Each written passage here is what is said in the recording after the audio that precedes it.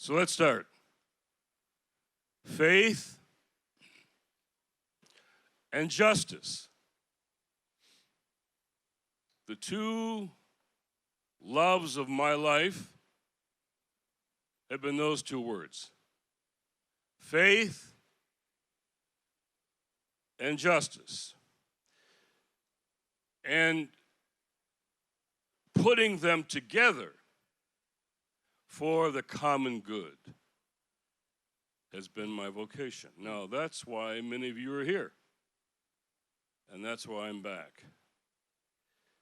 There will be no future for the church in this country, none, unless we put faith and justice together.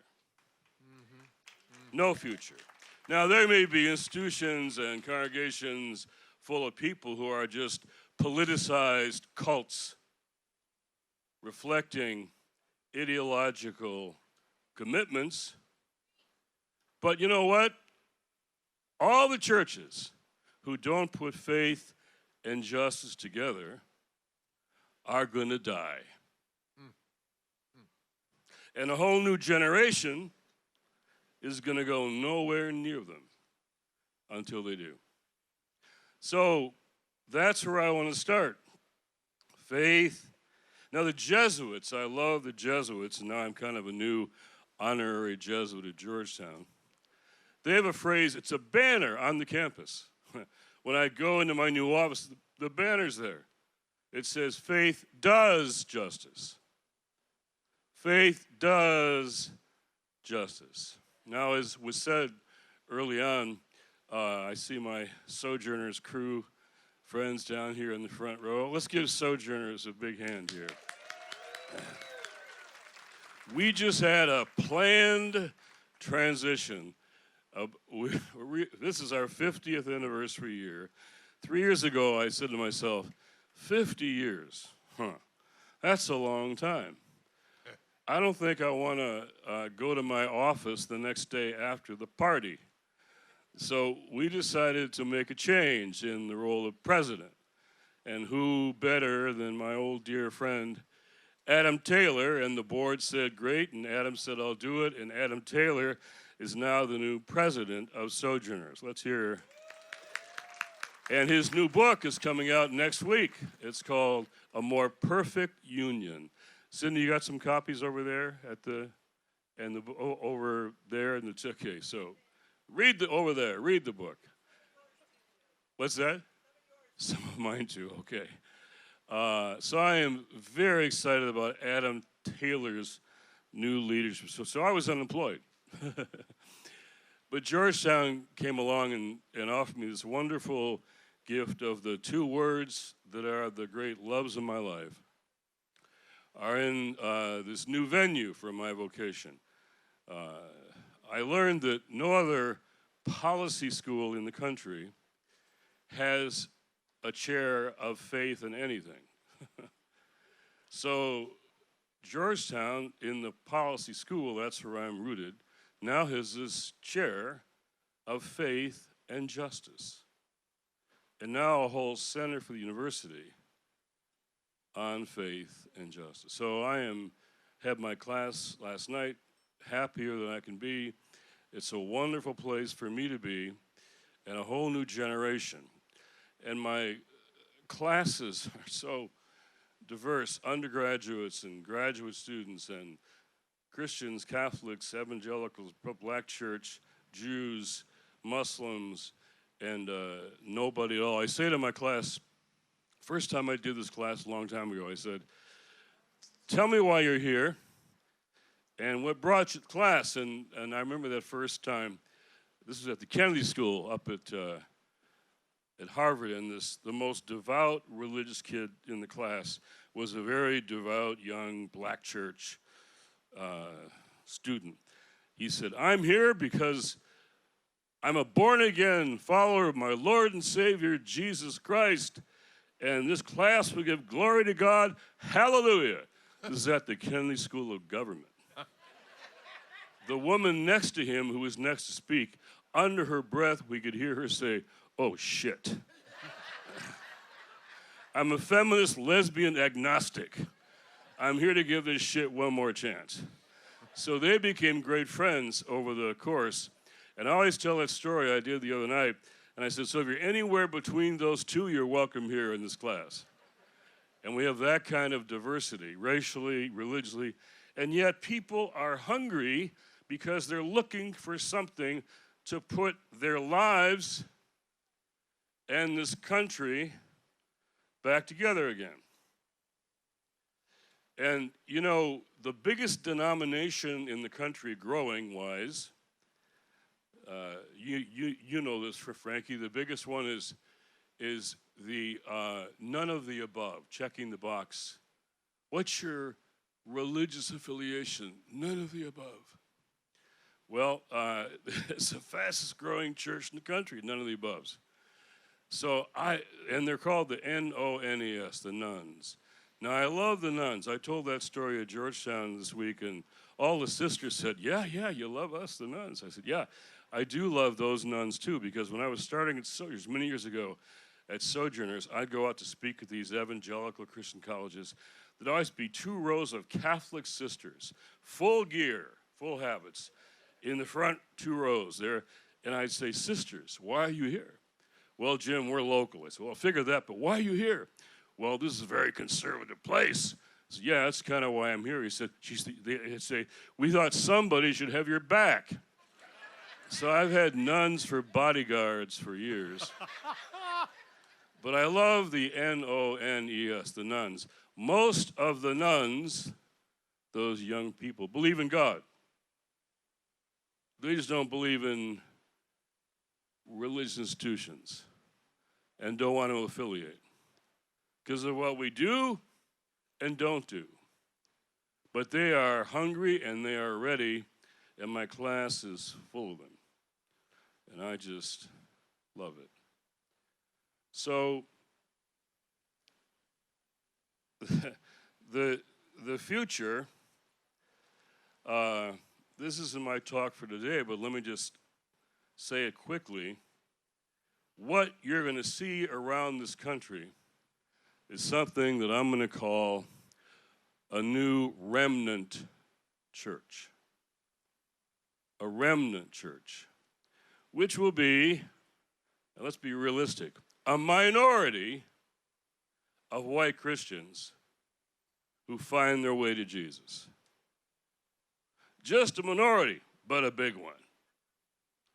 And that minority of white Christians are going to join with black and brown Christians, Christians of color, and together we're going to construct a new church in this country, an entirely different church. It'll be a remnant church. That's where I think we're going. I see it all the time. I'm tired of just getting angry at all the bad stuff that the religion on many talk about here, the religious right, that isn't the church. That's just a political thing. Started by politicians. The religious right was started by 3 Republican operatives. They went to Jerry Falwell and Pat Roberts and said, give us your mailing list, and we'll make you household words. It wasn't a theological movement. It was nothing but a political movement. It still is. What's happening in Texas now, it's just politics. That's not church. So let's do a church. Let's do a remnant church that talks about finding our way back to Jesus. But today, I want to focus on how you apply faith to justice. Justice doesn't mean much unless you apply it. How do we practice it? How do we, as the Jesuits say, do it? How do we make it real? How do we make it happen in our lives, our neighborhoods, our communities, our nation? How do we do that? And I want to apply it to what I think is going to be the most important issue and moment in the next 5 years. Now, people say that, and they have competing issues, guns, climate change, all the rest. I'm saying the issue we're going to talk about today, which is called voting rights, it's much deeper than voting rights, will impact every single other issue. It's going to be the test of democracy and test of faith in our time. So let's get down to the text. I still like to start with the text in the Bible. First book of the Bible, Genesis, first chapter, right from jump. Starts with a lovely expression. Then God said. I love that. All the noise around us, all the ugly talk, all the polarization, all the unbelievable things happening, it's just noise. In the middle of all the noise, I love it. But then God said, take your noise. Then God said, let us make humankind in our image, according to our likeness. And let them have stewardship over the fish of the sea, over the birds of the air, and over the cattle, over all the wild animals of the earth, and over every creeping thing that creeps upon the earth. So God created humankind in God's own image. In the image of God, they were created. That's kind of where it all starts. Image of God. It's a pretty radical idea. All humankind, all of us, no matter who we are made in the image and likeness of God. The language, the word is imago Dei. So when I talk about a voting rights campaign, which we're about to launch, called United Faith, multi-faith, for saving democracy, I could call it the Imago Dei campaign. It's about the image of God. And so that is being tested in a way that is culminating in a campaign. Let me just be blunt. To restrict, suppress, limit, overturn, even to make it harder for particular people to vote. And those people are targeted as people of color. To restrict and suppress the vote of people of color is an assault on the image of God. It's nothing less. That's not hyperbole, that's theology. That's what's going on here. Now, do the Democrats have their own self-interest? Absolutely. Do Democrats do massive voter registration in Republican districts? No. Do Republican Democrats, they both want to win. That's true. And they see this as who's going to win. That's both sides see this as who's going to win. And we can be sympathetic to one side or the other. But for us, it can't be just what Republicans are doing and Democrats want to do. It goes much deeper for us. This is about the image of God. So, there's a strategy going on in this country. Let me be clear. In my class yesterday, I said to the students, let me start with a text. I won't every week, but this is a Jesus text. It says, you'll know the truth, and the truth will make you what? Free. They even knew that. You'll know the truth, and the truth will make you free. You'll know the truth, and you'll be smart. No? You'll be philosophically wise. No. You'll be intellectually no. You'll know the truth, and the truth will make you free. The opposite of that is, if you don't know the truth, you're in bondage. If you're living in untruth, living lies, you are in bondage. And the text in which that comes up, the next verse is about slavery. In bondage. So here's the truth. The last election was not stolen. In my home state of Michigan, in the Upper Peninsula, the most conservative part of the state, a state legislator who ran for office because he was an evangelical Christian, he cared about abortion, that's why he ran, that's who he is. He is the archetype of the conservative, white, evangelical, Christian political leader. But he was given the job of heading a committee, a commission, to see if the Michigan election was stolen. It's an article in Atlantic Magazine. Take a look, read it. My state, Upper Peninsula, very conservative guy. He wouldn't agree with any of the sessions going on at Wild Goose. None of them.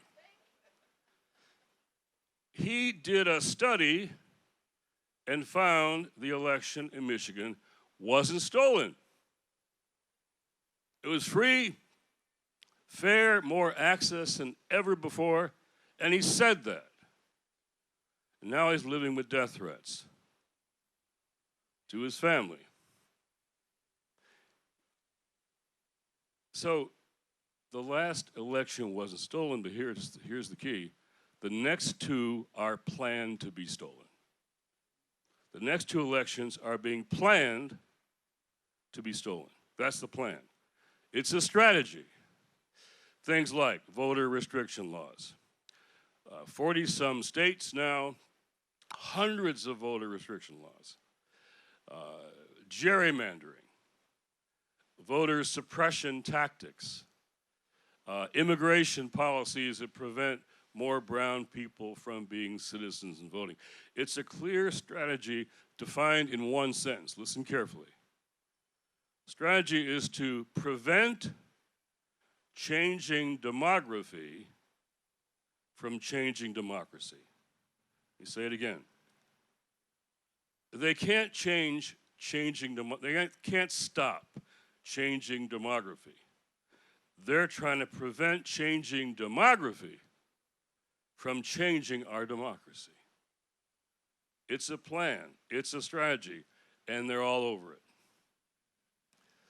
So,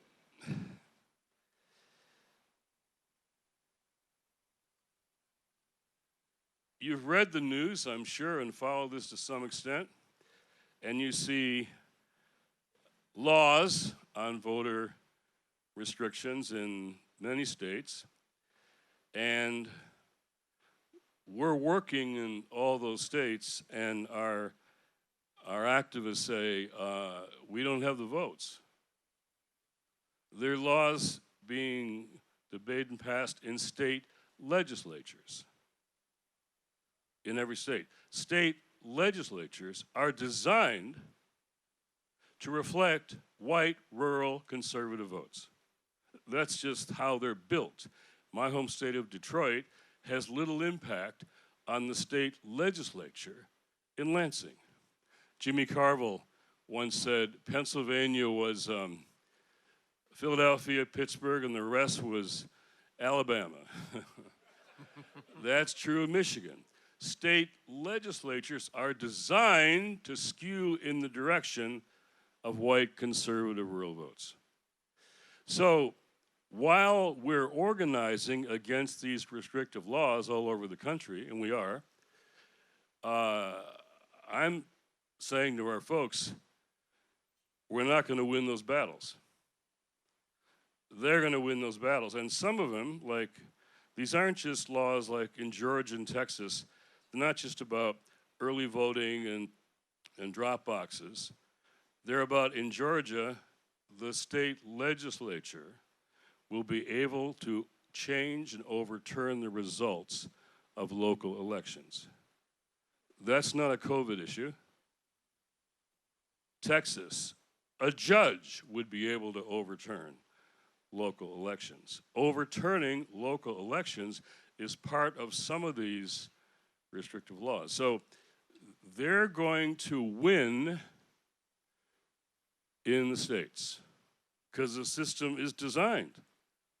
That's why these structures were built, to make sure it protects the commitments or the interest, the self-interest of those white voters. Then there's Washington. The John Lewis Voting Rights Act, which just passed in the Congress. Let's hear it. John Lewis was a mentor and friend. I'll say the only politician I ever let hold one of my kids' infants was John Lewis. And it's my son, Luke Wallis, who's here today. He's a great picture of John Lewis holding Luke. To name it after John makes total sense. But finally, that law and the other law, the For the People Act, they're going to the Senate. And if you follow this at all, you know that you can't get, just everyone accepts the fact, you won't get 10 Republicans in the Senate to vote for a Voting Rights Act.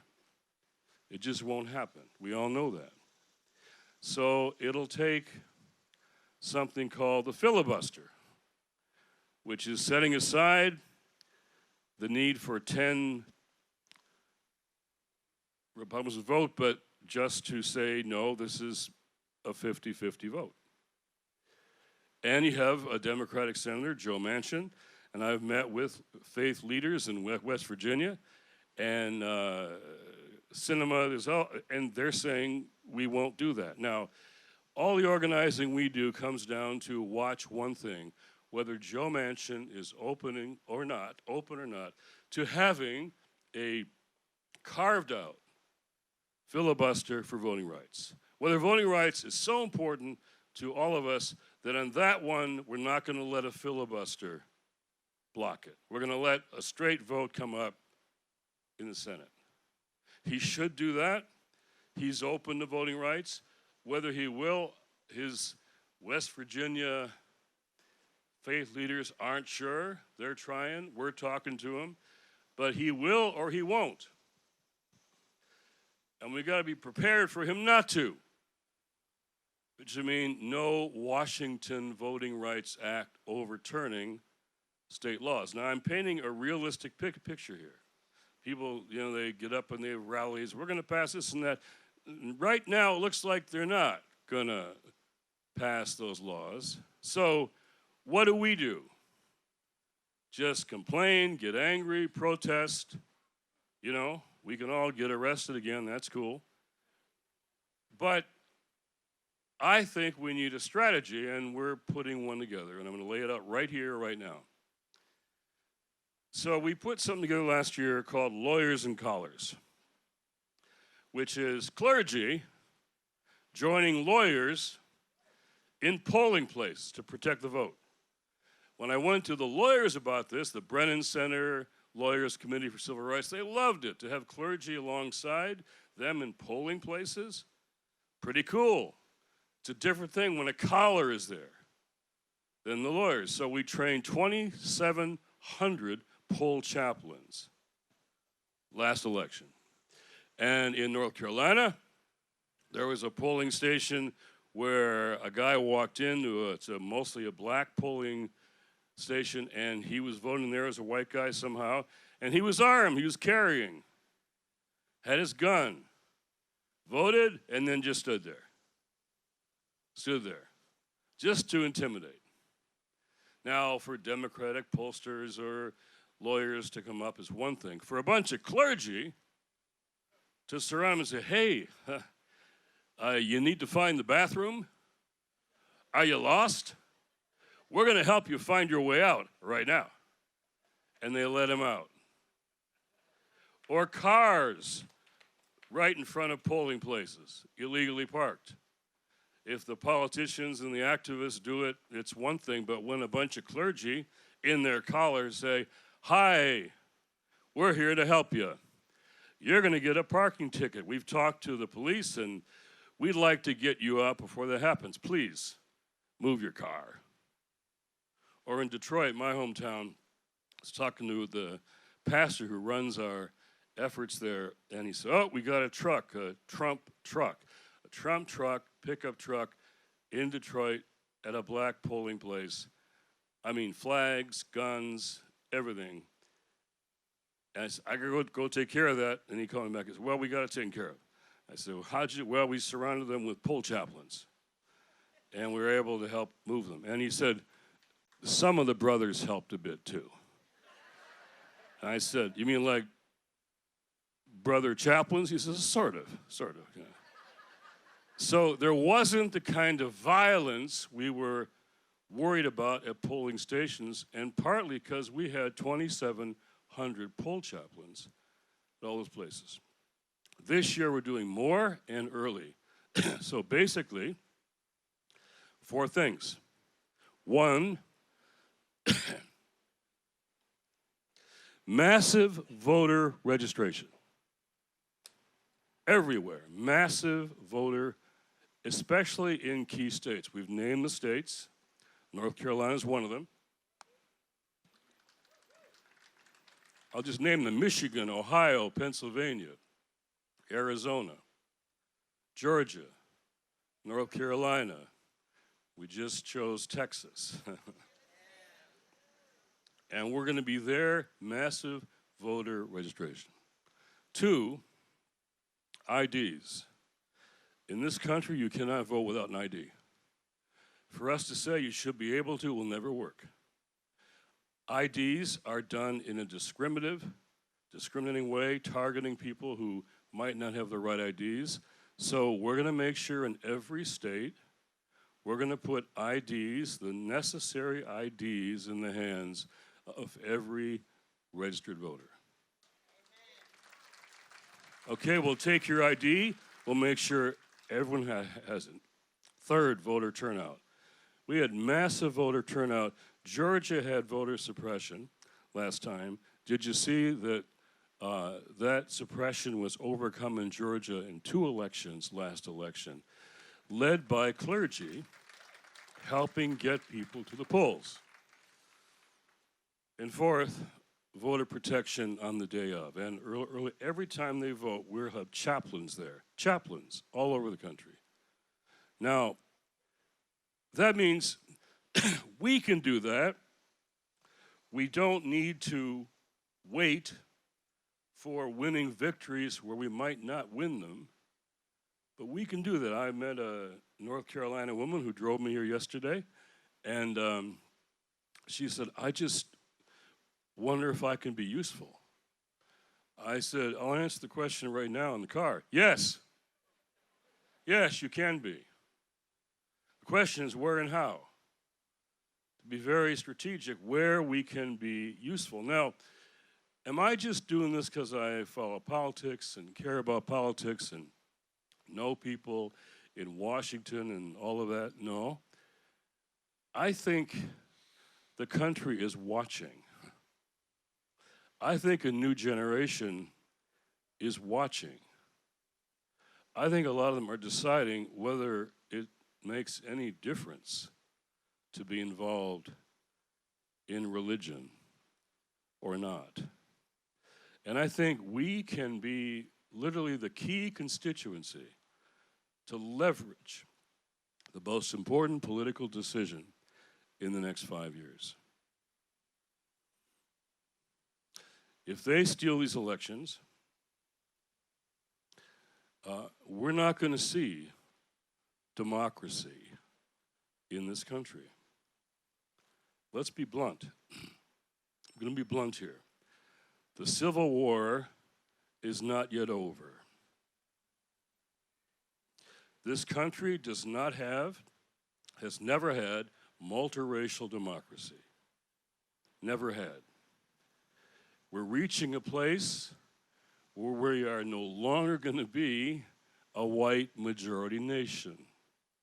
We're going to be a nation that is a majority of minorities. That's a fundamental shift in the identity of who we are as a nation.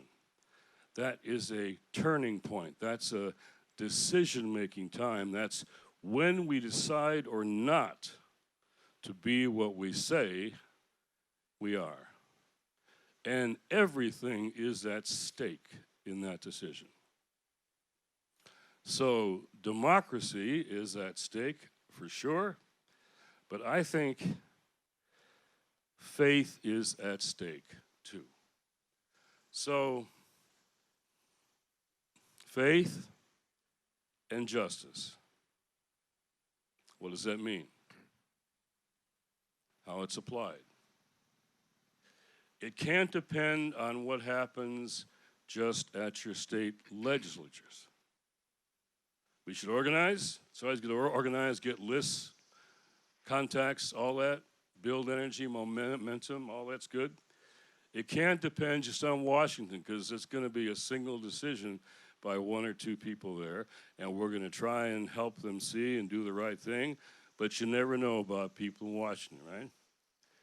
But here in our key states around the country, we can act, we can mobilize, we can make this a matter of faith, and we can say finally that to target and restrict and make it harder for people to vote because of the color of their skin is an assault on Imago Dei, the image of God, and we won't take it.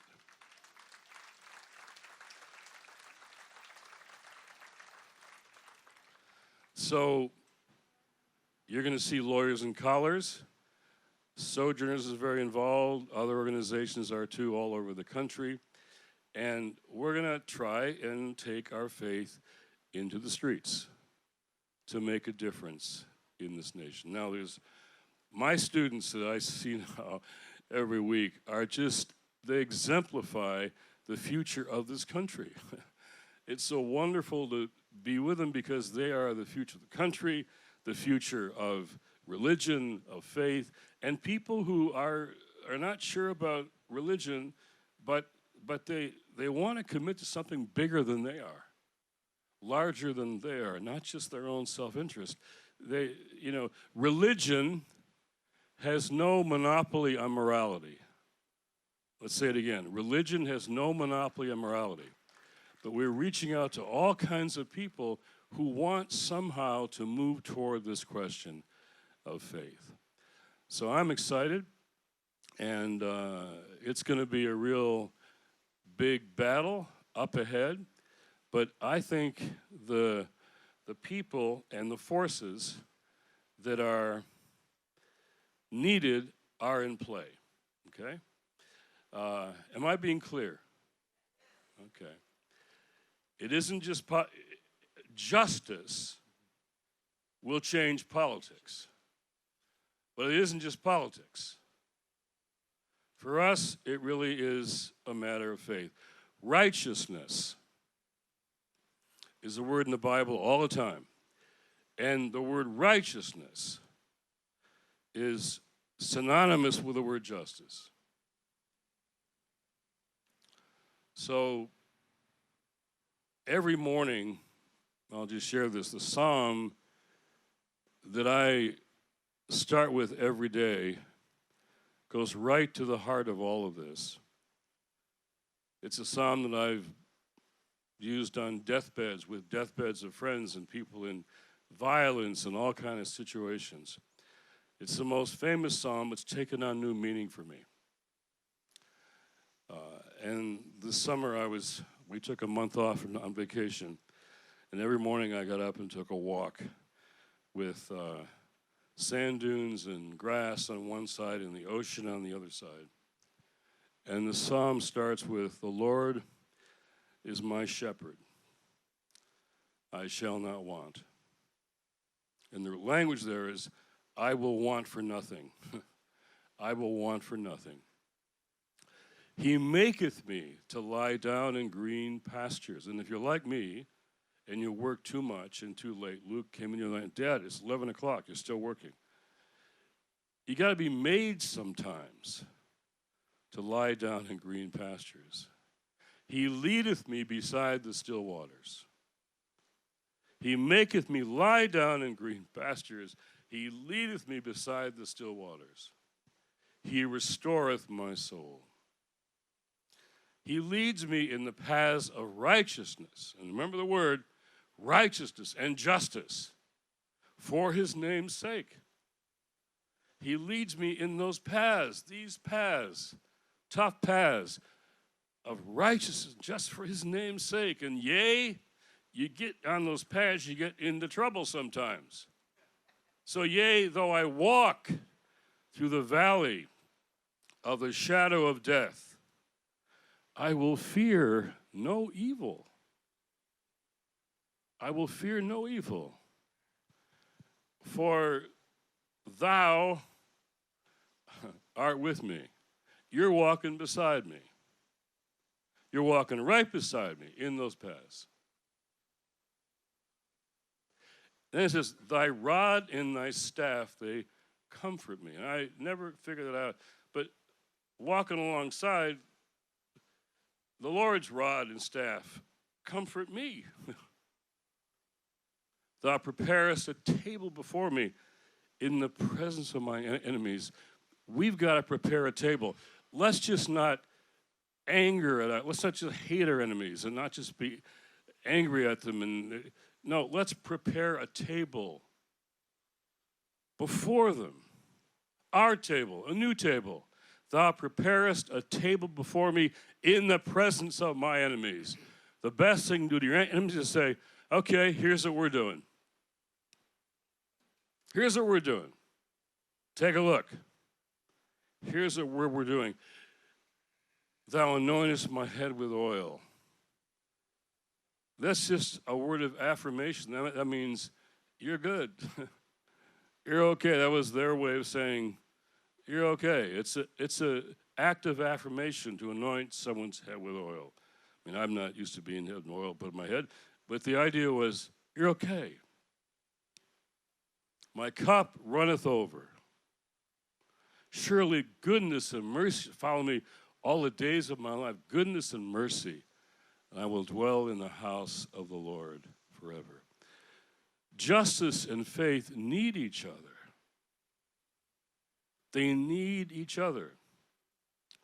Faith without justice can be just selfishness.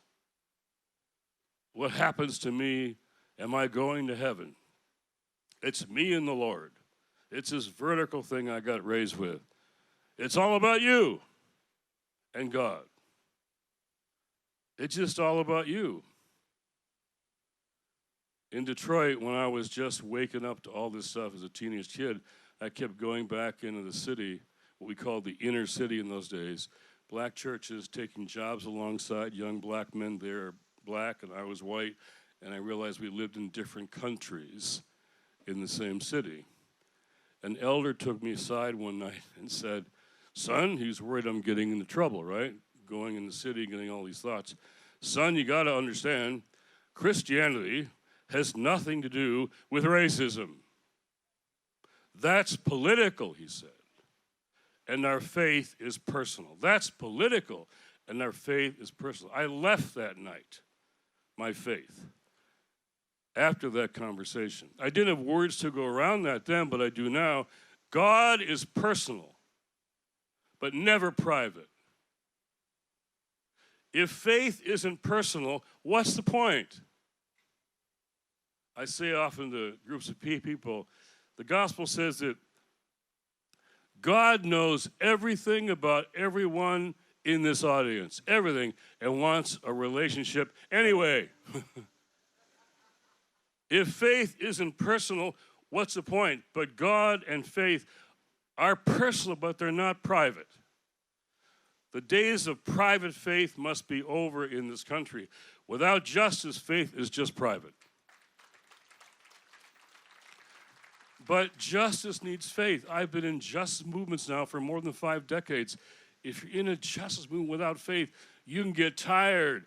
You can get burned out. You can get run down. You can get angry. You can get bitter. You can get ideological. You can be as polarizing on the left as they are on the right. It can do you in to just fight for justice. Faith and justice need each other, and they need to be applied. As my brother just sang, they walk together. They walk together, and they got to walk together right now for the sake of democracy and for the sake of faith. In my tradition, we have altar calls. People stand up or come forward, not really anymore, but that's the idea. I want to go back to that. No one's going to walk down this morning or stand up. But we all got to decide how we're going to be useful. Where we live, in our places, our states, our nation, how are we going to put faith into action? And for that altar call, I turn to my brother and friend, Ken Meadam.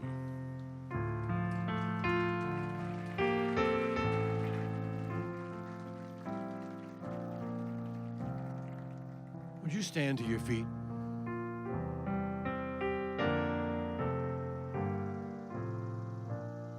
We're not going to ask you to come down to the front, but I am going to ask you in your own mind to make a decision about what your part will be in the struggle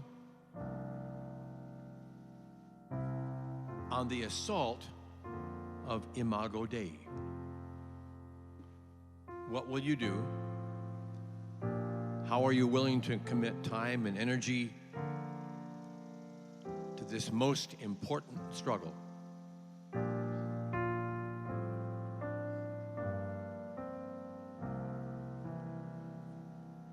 God, change America. Change it through me. Stand beside us and guide us till the people of this land are free.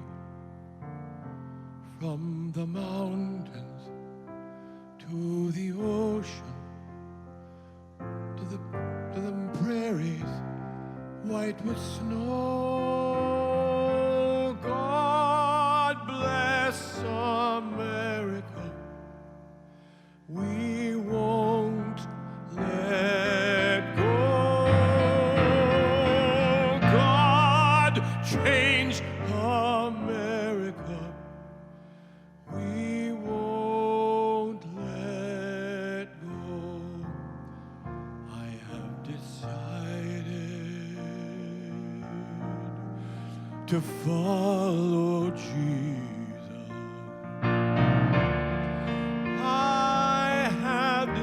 Decided to follow Jesus. I have decided to follow Jesus. No turning back.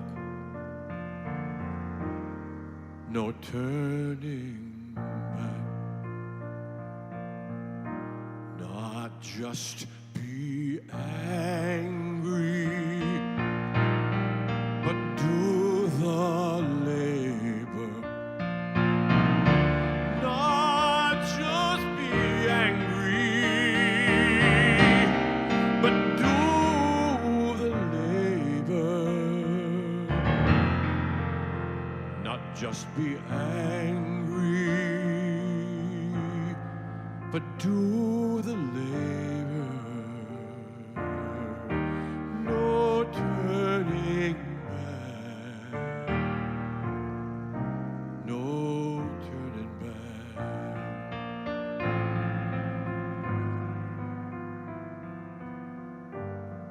From the ocean to the prairies, to the city where I live.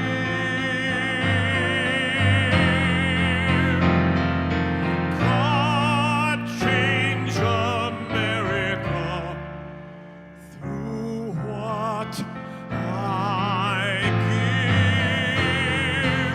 God, change America through what I give. Jimbo, that's where we start.